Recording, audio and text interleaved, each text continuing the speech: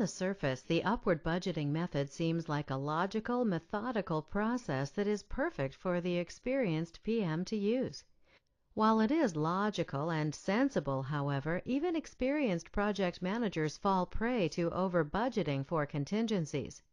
Every experienced project manager will remember an instance where a particular task went over budget for one reason or another, and thus will add a cushion to the budget for the same task on this project.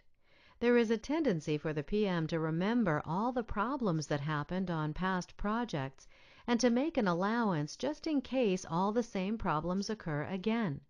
The resulting budget will account for every contingency the project manager can think of, but the final budget is completely out of line with the price that will win the job.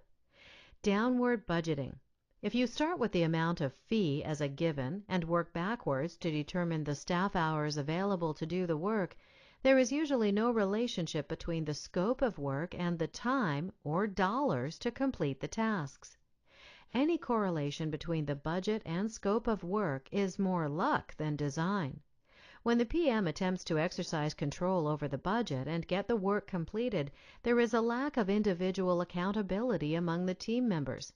Those who have been assigned to perform tasks using mandated budgets have no sense of commitment to either completing the task or meeting the budget. Unit price budgeting assumes the present project or task is exactly like a previous one, or, in fact, like all the other similar projects that have been completed and used to price this one. This is very seldom the case.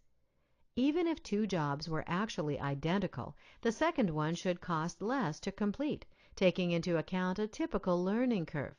Another concern with unit price budgeting is keeping the cost factors up to date. Historical unit cost data are collected over a number of years, but things change from year to year and cumulatively over time. All change factors do not cause prices to rise necessarily. Certain costs go up, such as labor and materials, but other costs may go down as a result of improvements in efficiency and the introduction of new technology to produce project deliverables in fewer hours. As a result, the data that you collected 5 years ago may be inaccurate in its ability to reflect your current unit cost. Budgets prepared using the staffing level budgeting method are, at best, gut feel numbers. In most situations, the scope of work is not well defined. As such, they should not be relied upon as the only way to budget a project. One obvious problem occurs when a project budgeted this way falls behind schedule. As soon as the schedule is delayed, the assigned people need more time on the project, so you've lost the budget as well. Unless the commitment is for certain people for a certain time, don't ever use this method to budget a fixed price project.